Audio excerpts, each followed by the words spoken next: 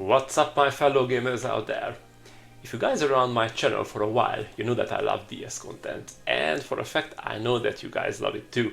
So today I brought another fantastic game on the Nintendo DS. This is Fire Emblem Shadow Dragon.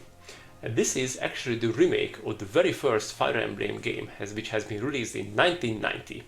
And I'm not going to emulate this game, I'm going to show you a playthrough, or not a complete playthrough, but just some footage from the gameplay on my beautiful Midnight Blue Nintendo DSi XL, as I love it to play it on the original hardware. It just feels so fantastic.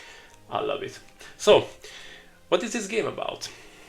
Well, this is a very streamlined, I call it a very core Fire Emblem experience. It lacks everything what the modern Fire Emblem game has. There is no town management, you don't have to build anything in your town, you don't have a town, you don't have to talk with your team. It is just about strategy, about combat, managing your inventory, and that's it.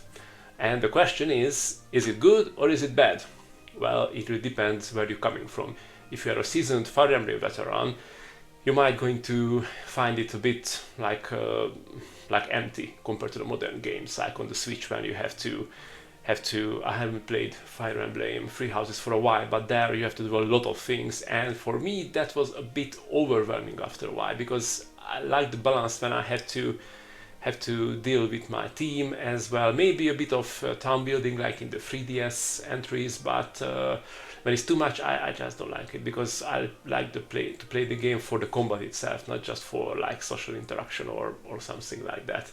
So it really depends where you're coming from. It's a very solid game, very interesting, and it's very good entry if you are a newcomer to the series. It's a typical pick up and play game on the DS, where if you have just a bit of time, just pick up your DS, play it for a while, you can close the lid. We love sleep mode on the DS. I love this thing. It's just fantastic. So let's not waste any more time. Let's jump in the video and let me tell you everything about Fire Emblem Shadow Dragon. Let's get started. Fire Emblem Shadow Dragon was released in 2008 on the Nintendo DS, but its roots go all the way back to 1990. This is actually a remake of the very first Fire Emblem game ever made, Fire Emblem Shadow Dragon and the Blade of Light, originally released on the Famicom in Japan. At the time, that original game basically created what we now call the tactical RPG genre, and it introduced mechanisms which were completely new for gamers back in 1990. The grid-based combat, the turn-based strategy, and the permanent consequences of your tactics. These ideas might feel familiar now, but back then this was something new. This DS version wasn't just simply a remaster, it is a full remake, bringing the original game to a global audience for the first time. And most importantly, this is where Marth's story begins. Marth, the Prince of Altia, became one of the most iconic characters in the series. And for many players, their first introduction to him wasn't even Fire Emblem. It was Super Smash Bros. Yeah, you heard that right. Gamers were beating up Mario with Prince Marth before leading him and his army to victory.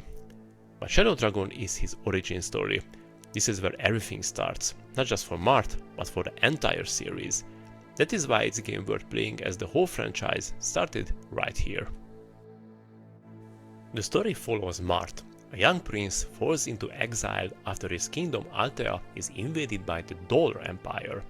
Led by the Shadow Dragon Medeus, this empire sweeps across the continent, conquering kingdoms and leaving destruction behind. Marth barely escapes with his life, finding refuge on the island of Talis. From there, his journey begins.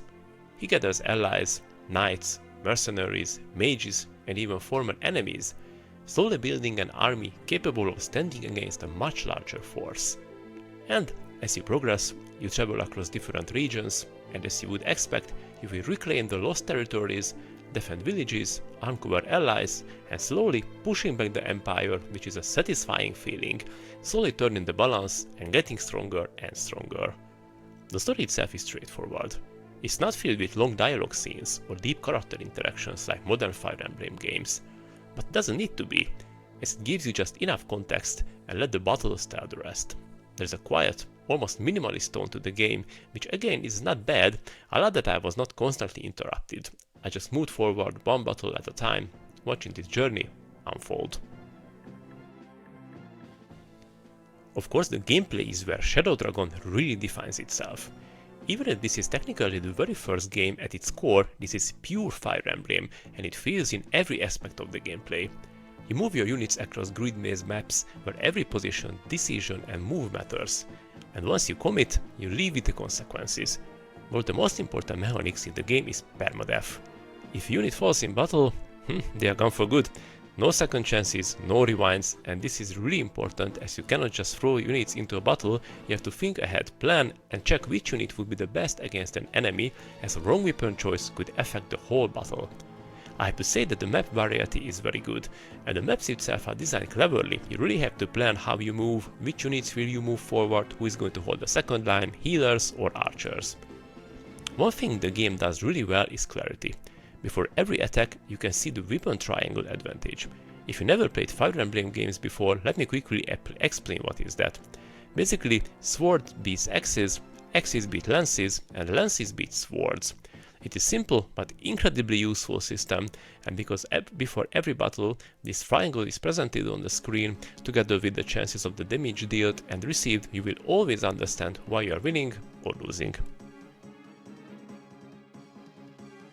After reaching Chapter 4, you unlock full battle preparations. This is where you start to build your strategy before the fight even begins. You can choose which units you want to deploy, you manage weapons and items in your inventory, you can check the map layout to plan ahead your battle, and of course you can visit the armory where you can buy, sell and forge weapons. During missions, you can visit villages and towns.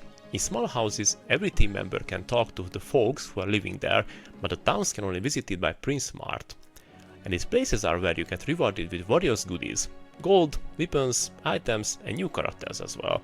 This makes each map feel a bit more alive and also affects your strategy, as you would like to visit these places as you are curious what could be there, but also you need to use your units to engage the enemy. In my opinion, Fire Emblem Shadow Dragon is one of the most beginner-friendly Fire Emblem games to begin with, as it does not have complex systems or overwhelming mechanisms, and there are no major difficulty spikes. However, it is important to not lose your units quickly, as in the later stages you are not going to have enough units to wage an effective war. Despite the game is beginner friendly, you still need strategy and you must plan, but the game gives you space to learn, and there are a few things which makes your experience better. Like the save spots on the map, where you can save your progress, and if something goes wrong, you don't have to restart the whole stage. Of course, the game has some flaws as well. I found the visuals are a bit, underwhelming. The environments can feel plain, and the colors are surprisingly weak for a DS game. I felt that the color saturation could be improved and it would help a lot. The graphics felt quite greyish. As I know, this is not a happy themed game and maybe the developers wanted this weak saturation to match the atmosphere of the game, but still. And also the resource management can feel restrictive, because the healing items are quite limited and the shops don't really evolve. It has challenge, but sometimes it just feels limiting. When you compare this to the later Fire Emblem games, the difference is huge.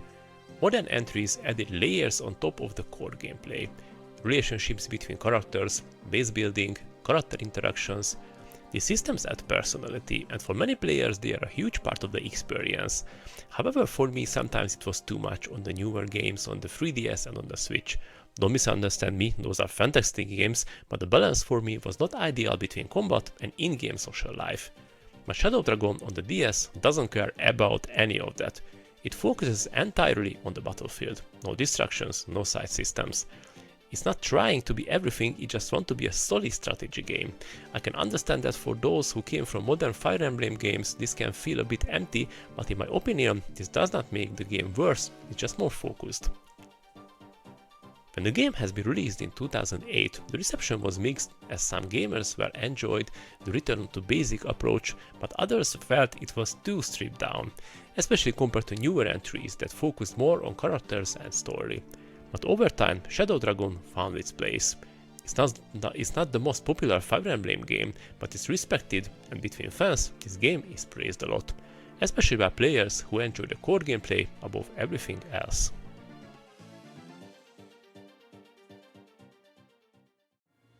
So, should you play Fire Emblem Shadow Dragon on the DS?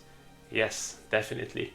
I think this is a very solid entry on the Nintendo DS. This I love that it's like quite streamlined, and you do, as I mentioned in my review, you don't have to worry about time management or how your soldiers are feeling. No, you just give them orders, you give them weapons and manage the inventory, and that's it. And you just have to plan your strategy and go. And I think this is good because in the modern Fire Emblem games, there were many entries where it was just too much. At first, I was really in those games. I really wanted to get involved and listen how my team members were talking in the barracks, like in the 3DS entries. But after a while, I would just skip those because I was not interested. It took too much time, and the balance was just like, for me, it was not enough. So I really enjoy that here. Nothing here is really matters in regards of how they feel or how you build your town. So it's really good. The story itself is okay. There isn't going to be any crazy twists and turns and any like jaw-dropping moments where you feel like, oh my god. But so it's still a story which is worth experience. And the game has 27 chapters, so it's quite long. So you have to really take your time and just learn how the game mechanics works because of the permadeath. Which, as I mentioned, if one of your unit falls, that's it.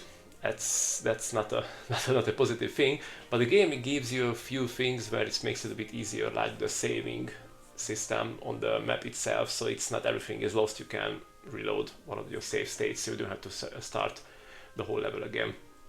So yes, definitely, if you like this kind of games and this genre, definitely give a try to Fire Emblem Shadow Dragon, and let me know in the comments how do you love the game, or if you already played it, also let me know. I hope you find this video today helpful, and I'm going to see you in the next Backlog Quest video. Bye bye.